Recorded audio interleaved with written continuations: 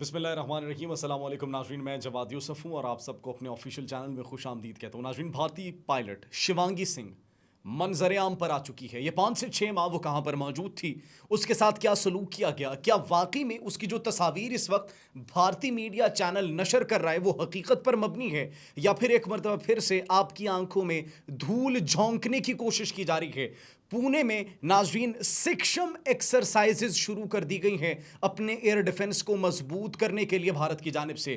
Bharat you کے سے جدید ترین میزائلز خرید رہا ہے ملینز آف ڈالرز کے. آخر وہ کیوں خرید رہا ہے ناظرین؟ 2 بھارتی فوجیوں کی پراسرار ہلاکت ہوئی ہے. ایک مرتبہ پھر سے تیسرا دن ہے اور تیسرا حملہ بھارتی فوجیوں پر ہوا ہے. بھارت کے اندر ہی بھارتی فوجی اس وقت محفوظ نہیں ہے. را کا ایک خفیہ نیٹ ورک پکڑا گیا ہے اور بالآخر پاکستان کو ایک بہت بڑی کامیابی ملی ہے. بھارت کی پراکسیز میں سے ایک اہم ترین پراکسی کو ایلیمینیٹ کر دیا گیا ہے اور بھارت پاکستان اور افغانستان کے درمیان کشیدگی کو بڑھتے ہوئے دیکھ کر افغانستان کے ساتھ تعلق کو استوار کرنے کے لیے افغانستان کی سرزمین پہنچ چکا ہے. ان تمام تر باتوں پر آج ہم آپ کے ساتھ گفتگو کریں گے. سب سے پہلے ناظرین بات کرتے ہیں شیوانگی سنگھ, بھارتی پائلٹ شیوانگی سنگھ, رافیل لڑاکا طیارے کی پائلٹ, جس کے بارے میں سوشل میڈیا پر ایک طوفان برپا تھا کہ یہ پاکستان نے ان کے طیارے کو گرایا اور وہ زخمی حالت میں گرفتار کر لی گئی تھی. ناظرین سوشل میڈیا پر ایک طوفان موجود تھا, سوشل میڈیا پر سوالات اٹھائے جا رہے تھے اور بھارتی میڈیا اس کا جواب دینے سے گریز کر رہا تھا. 6 ماہ سے زائد کا عرصہ ہو چکا ہے, لیکن ناظرین بھارت کی جانب سے کوئی سٹانس نہیں دیا گیا, کوئی رسپانس نہیں دیا گیا. صرف ایک ہی رسپانس دیا گیا تھا. Imagine what was that response?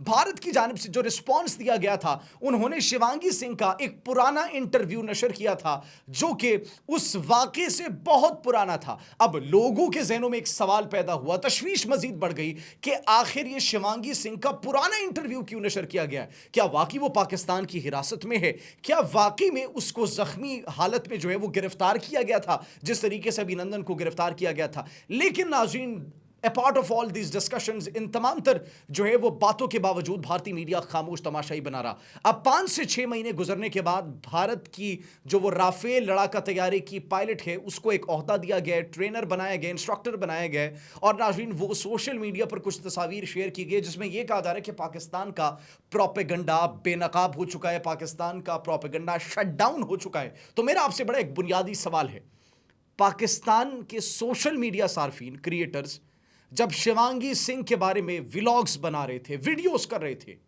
آپ نے تبھی پاکستان کے اس پروپیگنڈے کو خاموش کیوں نہیں کیا؟ آپ نے تبھی لائیو کیوں نہیں بٹھایا شیوانگی سنگھ کو؟ کیونکہ وہ واقعی میں لڑاکا طیارے میں گری تھی, پاکستان نے نشانہ بنایا تھا, پاکستانی فائٹر پائلٹس نے.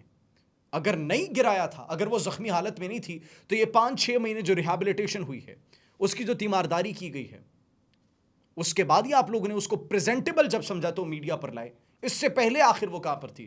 تو ناظرین یہ بھی کہا جا رہا ہے کچھ مبصرین کی جانب سے کہ کچھ انفلوئنس ہوتا ہے دوستوں کا, دوست ممالک کی جانب سے ریکویسٹس کی جا سکتی ہیں اور ان کی ریکویسٹس کے اوپر حالات کو مزید کشیدہ ہونے سے بچایا جائے, بلکہ ڈپلومیٹکلی چیزوں کو حل کیا جائے. That's the reason Shivangi Singh کو ان کے سونپ دیا گیا جس طریقے سے ابھینندن کو سونپا گیا تھا. یہ ناظرین ایک پہلی بڑی خبر جو منظر عام پر. یہ دوسری خبر ناظرین, یو کے سے, برطانیہ سے اسلحہ منگوا لیا گیا. کس کی جانب سے؟ بھارت کی جانب سے. $468 ملین کے میزائلز منگوائے گئے ہیں. ناظرین ایک اور سوال کرتے ہیں آپ سے, بھارت کو کیا ضرورت پڑی کہ وہ میزائلز لے رہے برطانیہ سے؟ کیا ان کے میزائل کو, کیا ان کے میزائل ڈیپوز کو, کیا ان کی بیسز کو نقصان پہنچا ہے؟ یا ہم نے ان کے میزائلز نیوٹرلائز کر دیے تھے, انٹرسیپٹ کر لیے تھے, جس سے بھارت کو یہ تشویش پیدا ہو گئی کہ پاکستان تو ہمارے تگڑے میزائل کو, براہموس کو انٹرسیپٹ کر رہے, تو ہمارے پاس کوئی ایسے میزائل ہونے چاہیے جس کو پاکستان انٹرسیپٹ نہ کر سکے. یہ 2 وجوہات ہو سکتی ہیں ناظرین, تیسری کوئی وجہ نہیں ہو سکتی. یا تو ان کا نقصان ہوا ہے, نقصان پہنچے ان کو جس کو انہوں نے تسلیم کیا اور پھر یہ فیصلہ کیا ہے, یا پھر ان کی اپنی ٹیکنالوجی جو ان کے پاس موجود ہے وہ ناکارہ ہو چکی ہے, وہ فیل ہو چکی ہے, اسی لیے اب انہوں نے برطانیہ کی ٹیکنالوجی پر انحصار کرنا شروع کر دیا. اور یہ $468 ملین کی انتہائی ایک بڑی دفاعی ڈیل کی جس کے اندر وہ میزائلز ان سے لیں گے. ناظرین بھارت میں, پونے میں सिक्षम एक्सरसाइजेज भी शुरू हो चुकी है एयर डिफेंस की, अपने एयर डिफेंस सिस्टम को तगड़ा करने के लिए और ये नई टेक्नोलॉजी से खुद को लैस करने के लिए एक्सरसाइजेज शुरू कर दी गई हैं। उनका एयर डिफेंस सिस्टम भी इसका मतलब मुकम्मल तौर पर नाकारा कर दिया गया था, जिसकी वजह से आज उन्हें अपने एयर डिफेंस सिस्टम को मजबूत करने के लिए दोबारा से प्रैक्टिसेस करनी पड़ रही है, मशक़ें करनी पड़ रही है, एक्सरसाइजेस करनी पड़ रही है, क्योंकि पाकिस्तानी JF-17 थंडर ने उनके रूसी साख्ता जदीद तरीन S-400 सिस्टम को, जदीद तरीन एयर डिफेंस सिस्टम को सबसे पहले निशाना बनाया था और उसकी वीडियो भी फिर जारी की थी।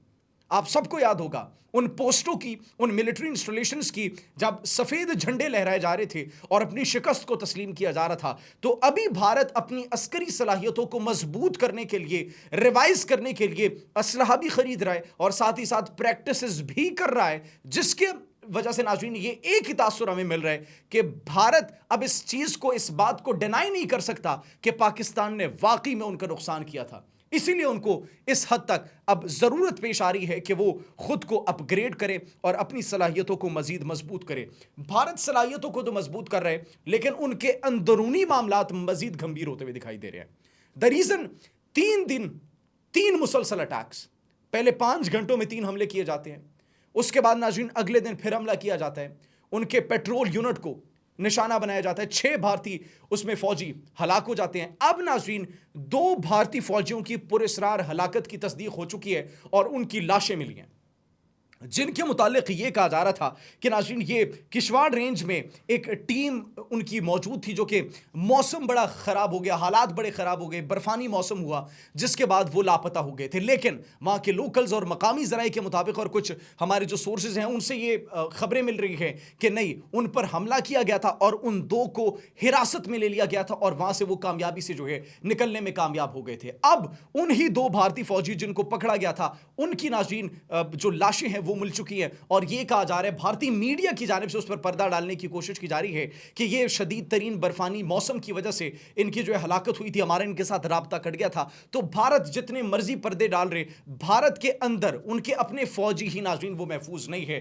तो आप तसव्वुर करें कि ये हमारा क्या मुकाबला करेंगे, जो खुद महफूज नहीं है, जो खुद अपने आप को सिक्योरिटी नहीं दे पा रहे, वो किसी और मुल्क से क्या मुकाबला करेंगे। और फिर पाकिस्तान से भूल जाएं, तसव्वुर भी ना करें। नाज़रीन, पाकिस्तान के लिए एक अच्छी खबर यह भी है और भारत के लिए एक और बड़ी और बुरी खबर यह है कि रॉ के नेटवर्क को भी पकड़ लिया गया। नाज़रीन, 2 मुश्तबा अफराद को ज़ेर हिरासत लिया गया है। हमारी जो एक एजेंसी है, सिक्योरिटी एजेंसी की जानिब से ये बड़ी कार्रवाई की गई है और उसमें नाज़रीन उनको जो टास्क दिया गया था उन रॉ के कारिंदों को कि अहम तरीन जो है वो मिलिट्री इंस्टॉलेशन, फौजी तनसीबात की तस्वीर और उसकी कुछ इंफॉर्मेशन लीक करनी थी, लेकिन बर वक्त उनको उनके पूरे नेटवर्क समेत पकड़ा गया, उनसे आलात बरामद किए गए, एक्सेसरीज बरामद की गई। और नाज़रीन, ये पाकिस्तान की इंटेलिजेंस एजेंसियों की एक बहुत बड़ी कामयाबी है, जिससे नाज़रीन ये भारत के जो मज़मूम अज़ाइम हैं और उनकी जो प्लानिंग थी पाकिस्तान के अमन को ख़राब करने की, वो पाकिस्तान के कंट्रोल में आ चुकी है। नाज़रीन, आखिर में जाते जाते बड़ी खबर और अच्छी खबर ये दें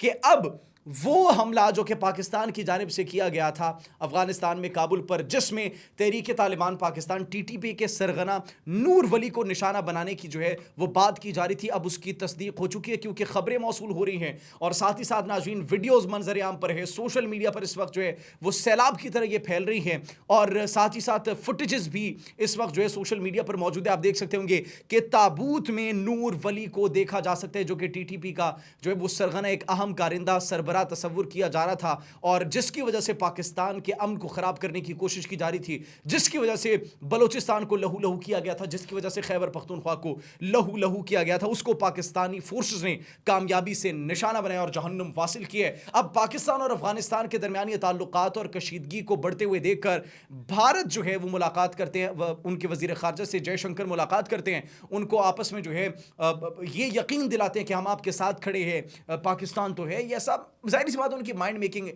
इस मौके को देखते, इस मौके की नज़ाकत को देखते हुए अपने नंबर्स बढ़ाने की कोशिश करते हैं और साथ ही साथ ये कहते हैं कि हम अपनी एम्बेसी भी खोल रहे हैं।